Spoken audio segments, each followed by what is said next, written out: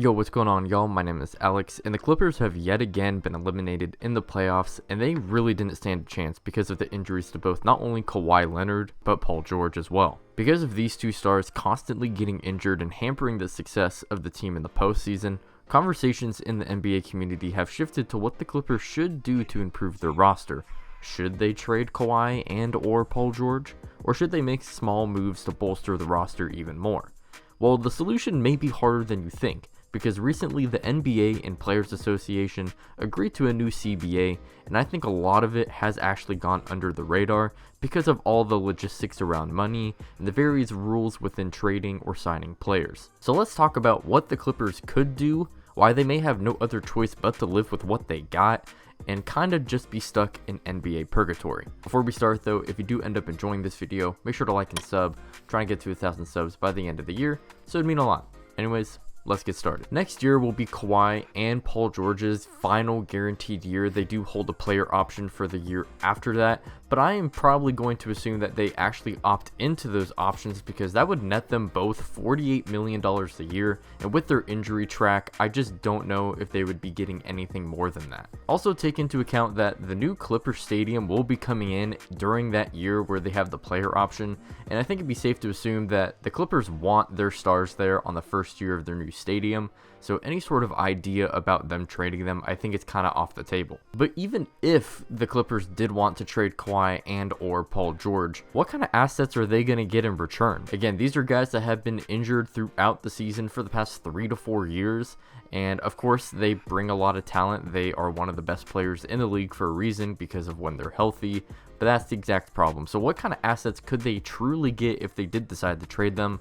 That I'm not really too sure about. So with that being said, I think it'd be safe to assume that Kawhi and Paul George will be staying with the Clippers, and with that being said, I think the Clippers at that point would just want to keep improving the roster. So how could they do that? Well, I would say they already have a pretty good supporting cast, but there are definitely some needs like a defensive big and more 3-and-D wings. But how can you get them? Well, that's where the new collective bargaining agreement comes in to spoil the Clippers. The new CBA included a lot of new things like putting a requirement on games played for season awards like MVP and Defensive Player of the Year, and even a brand new in-season tournament. But something that I think has gone under the radar because it is seriously changing the way teams will have to trade from here on out is the new second tax apron. Now stick with me because this may get confusing. The NBA has a tax apron, and this is the figure that is typically around $6 million above the tax line, and it serves as a triggerable hard cap under certain conditions.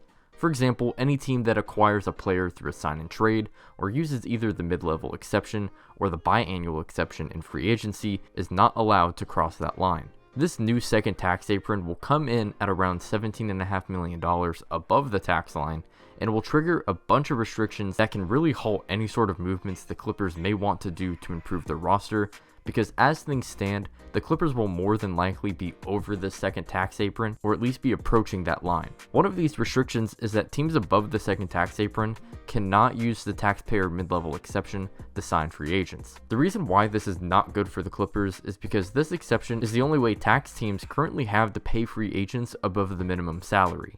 In fact, it was the main reason why the Clippers last offseason were able to get John Wall, and if this new second tax apron was in effect during that time, they wouldn't have been able to sign him. If a team is also over the second tax apron, they can't get players off the buyout market.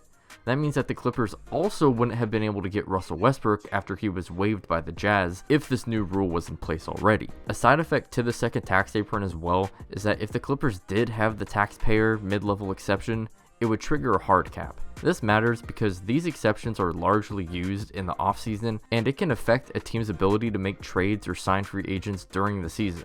For example, the Mavericks signed JaVale McGee with the mid-level exception last year, which would have put the hard cap for the Mavs at that second tax apron. This is important because it ultimately means that they wouldn't have been able to get Kyrie Irving because his contract would have put the Mavs over that second tax apron by like $8 million, so the trade would have been illegal. Already we can see just how hard this is going to make the Clippers be able to improve the roster, because not only are they not going to be able to sign players of lesser value just trying to prove themselves to get a bigger contract this season next, but it also affects any sort of trades that they may want to make throughout the season. But wait, it gets worse. In addition, teams above the second tax apron also can't include any money in trades, include first round picks more than 6 years in the future, and they cannot make trades in which they take back more salary than they sent out. This is awful for the Clippers because they already sent a load of picks in the Paul George trade, so if they truly wanted to trade the picks that they are pretty much left with at this point, they would be sacrificing so much more of their future, and even if they're willing to do so, they would have to find someone willing to take on and match some of their god-awful contracts. Who the hell is going to want Marcus Morris's $17 million contract? Sure, a first-round pick alongside him I guess would be a little bit more enticing for a team, but would it be worth sending a first for a rotation guy? Probably not. And they can't send cash to make the deal sweeter, so what do the Clippers truly have to trade that they can make their team better without sacrificing almost the next decade of their future? The answer is not much. They need to re-sign Westbrook, and with how great he looked in the playoffs, he probably is looking for more than a minimum contract. So will the Clippers give him the mid-level exception and take all the restrictions that come with it? And even if they do end up trading guys like Marcus Morris, like Nicholas Batum, or even Robert Covington, will they get anything significant in return that makes it a justifiable trade? But at the end of the day, I say all of this that even with all these new rules in place, the Clippers wouldn't have to worry about this if Kawhi Leonard was just able to stay healthy. Sure, it would also help the Clippers if Paul George was healthy as well, but Kawhi is the best player on the team and one of the best players in the league when healthy. And this seems to be the main caveat for the past 2 to 3 years. And I don't blame Kawhi for being injured. Injuries are mostly out of people's control, and Kawhi tries his best throughout the season to load manage so that he can get healthy for the postseason. But if it ultimately doesn't matter because he's going to get injured anyway, then what is the point of going through the entire season doing the same thing and getting the same results? The Clippers have done a solid job in bringing in guys who can compete hard and play with or without Kawhi so that they can still win games, but those moves throughout the years to acquire guys like Norman Powell, Batum, and Marcus Morris have actually now done more harm than good, even though the Clippers probably didn't see the new CBA rules coming. I was originally going to title this video something along the lines of the Kawhi problem, but the Clippers had to sign off on everything that has happened since he's joined the team. It's just that this whole messy situation all revolves around the greatness of Kawhi. Kawhi is great, but he is severely injury prone. When he's healthy, the Clippers are a tough team to beat, but he's not healthy. Clippers want to improve the roster and continue competing, but they are low on assets and ways of making it work. So with all these buts, why not just trade Kawhi or even Paul George? Well, it's because of all the reasons before those buts, and that is what has the Clippers now stuck in an endless loop of NBA purgatory where they have to make a decision of whether to continue to do what they're doing and just hope for the best, or they need to tank and just completely start over. And if you're the Clippers and you have just awful history throughout your entire organization's history from beginning to end, I assume that they would want to keep their best players so that they can compete because they don't want to tank anymore. Well, those are my thoughts on the Clippers and kind of what they could do next. Let me know down below what y'all think. If you enjoyed, make sure to like and sub.